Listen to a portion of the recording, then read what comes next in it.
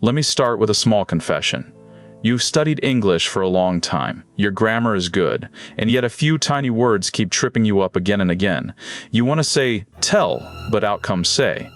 You reach for make, but you really needed do. You mix up lend and borrow, and the whole sentence quietly falls apart. Please do not worry. This does not mean your English is weak. It just means you have met a handful of word pairs that look almost the same, but behave differently.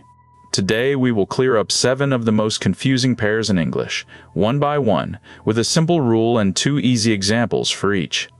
By the end, these little words will finally start to feel natural. Let us begin. Here's the idea that holds this whole lesson together. Most confusing word pairs are not really about grammar. They're about meaning and one small difference that quietly decides which word you need. Once you can hear that difference, the choice becomes easy. So for each pair, I will give you 1 clear rule to remember and 2 short example sentences you can say out loud. Try to repeat the examples with me. Saying them aloud moves these words from your notebook into your everyday speech. We will go slowly, 1 pair at a time, keeping every rule as simple as I can. There is no need to memorize anything tonight. Just listen, repeat after me, and let the pattern settle in. Ready? Here comes the first pair. Our first pair is say and tell. These 2 feel almost identical, and learners swap them constantly. Here is the simple rule. You tell someone. Tell needs a person right after it, but you say something, and say does not need a person at all. Listen to the difference. We say, she told me a secret. Told who? Told me. There is a person, so we use tell, but we say, she said hello. There is no person after the verb, just the thing that was said, so we use say. Here is a quick trick. If you can put a person straight after the verb, choose tell. If you cannot, choose say. Tell me the news. Say something nice. One reaches for a person, the other does not. Now you try. Say these out loud with me. He told us a story. There is a person, us, right after the verb, so we use told. I said good morning. No person after the verb, so we use said. Now make 2 of your own. First tell someone something, then say something. She told her friend the plan. She told her friend the plan. He said he was tired. Feel how tell always reaches for a person, while say simply floats along on its own. This is how the pattern becomes yours. Our second pair is make and do. This one confuses almost everyone, because both can mean, roughly, to perform an action. Here is a rule that covers most cases. Use make when you create or produce a result, something new that did not exist before. You make a cake, you make a plan, you even make a mistake, because a mistake is a little result you produced. Use do when you perform an action or a task, especially work and daily routines. You do your homework, you do the dishes, you do exercise.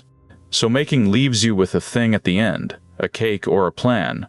Doing is the activity itself. When in doubt, ask yourself, am I producing a result? Then make. Am I just performing a task? Then do.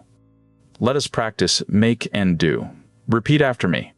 I made a cup of coffee. I produced something new, so I use made. I did my homework. That is a task, so I use did. Now build 2 sentences of your own. First, make something, then do something. She made a beautiful dinner. He did the cleaning this morning. Remember the picture. Make leaves you holding a result. Do is simply the work itself. Do is simply the work itself. Our third pair is lend and borrow. Both are about using something for a short time and giving it back, so it is easy to see why they get tangled. The difference is direction. Lend means to give something temporarily. It moves away from you, toward another person. Borrow means to take something temporarily. It moves toward you, from another person. Listen, I can lend you my pen.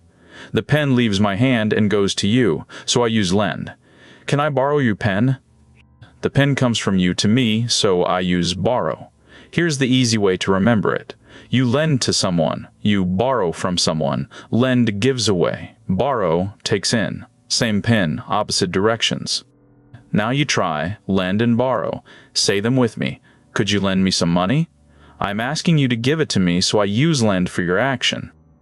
I borrowed a book from the library. The book came to me, so I use borrowed. Make 2 sentences now. First lend something to a friend, then borrow something from them. I lent him my umbrella. She borrowed my charger. Lend gives away. Borrow takes in. Say them until the direction feels obvious. Our fourth pair is hear and listen. Both are about sound, but the difference is attention. Hear is passive. Sound simply arrives at your ears whether you want it or not. Listen is active. You choose to pay attention on purpose. Listen to this. I heard a noise outside. I did not try to. The sound just reached me, so I use heard. I am listening to music. I chose it. I am paying attention, so I use listen. Here is a simple test. If it happens to you with no effort, you hear it. If you are doing it on purpose, you are listening. And notice, we listen to something. That little word to almost always follows listen. Let us practice hear and listen. Repeat after me. I can hear the rain. It just reaches me with no effort, so I use hear. I love listening to podcasts. I choose it on purpose, so I use listen. Now try two of your own. First, hear something by accident, then listen to something on purpose. I heard a strange sound. She is listening to the teacher. And remember the little word. We listen to music, listen to a friend, listen to a friend, listen to a friend, listen to the world. Our fifth pair is bring and take. Both describe carrying something from one place to another. The difference, once again, is direction. Bring means movement toward the speaker, toward here, or toward the listener. Take means movement away from here, to a different place. Listen. Bring it to me. The thing comes toward me, so I use bring. Take it there. The thing moves away, so I use take. Picture yourself standing in one spot. Anything coming closer to you, you bring. Anything going away from you, you take. Please bring your homework to class. Come here with it. Please take your umbrella when you leave. Carry it away. Toward you, bring. Away from you, take. Now you try, bring and take. Say these with me. Can you bring me a glass of water? It comes toward me, so I use bring. Do not forget to take your keys. They leave with you, away from here, so I use take. Build two sentences of your own. First, bring something here, then take something away. She brought a cake to the party. He took his laptop to work. Hold the simple picture. Toward you, bring. Away from you, take. Our sixth pair is fun and funny. They share 4 letters, so no surprise they get mixed up, but they mean quite different things. Fun means enjoyable, something that gives you a good time. Funny means it makes you laugh, or, sometimes, that it is strange. Listen. The party was fun. It was enjoyable. I had a great time, so I use fun. He told a funny joke. It made me laugh, so I use funny. Be careful, because mixing these up can change your meaning completely. If you say a person is funny, you mean they make you laugh. If you say they are fun, you mean they are enjoyable to be around, and funny has a second life. This milk smells funny means it smells strange, not amusing. Let us practice fun and funny. Repeat after me. The trip was so much fun. It was enjoyable, so I use fun. That movie was really funny. It made me laugh, so I use funny. Now make 2 sentences of your own. First, describe something enjoyable, then something that makes you laugh. Learning English can be fun. My friend is very funny. Keep the 2 meanings clear. Enjoyable is fun. Makes you laugh is fun. Makes you laugh is funny. Our 7th and last pair is come and go. These 2 are close cousins of bring and take, and they follow the very same logic. Come means movement toward the speaker or the listener, toward here. Go means movement away from here, off to another place. Listen. Come here. Move toward me. Go away. Move away from me. Here's the part that surprises many learners. If a friend calls you from another room and you walk toward them, in English you say, I am coming, not I am going, because you move toward the person you are talking to. So remember, toward the person you are speaking with, come. Away to somewhere else, go. Can you come to my house? Toward me. I go to work at 9, away from here. Now you try come and go. Say these with me, please come to the front. Move toward me, so I use come. They go to school by bus. Away from here, so I use go. And remember the tricky one. When someone calls you, answer, I am coming, because you move toward them. Make 2 sentences of your own. Come and sit with us.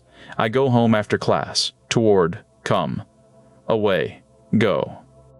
So there they are. 7 confusing word pairs finally untangled. Let us recap them quickly. You tell a person, but you say something. You make a result, but you do a task. You lend something away and you borrow something in. You hear by accident, but you listen on purpose. You bring things toward you and take them away. Something enjoyable is fun, while something that makes you laugh is funny. And you come toward the person you are speaking to, but you go away somewhere else. Please do not try to master all 7 today. Pick just one pair this week, use it out loud a few times, then move on to the next. Little by little, these small words will stop tripping you up and start to feel natural. If this helped your English, take a second to subscribe and leave a like. It quietly helps the channel grow and means a lot. Thank you for practicing with me today. Keep going, you're doing great. And take care.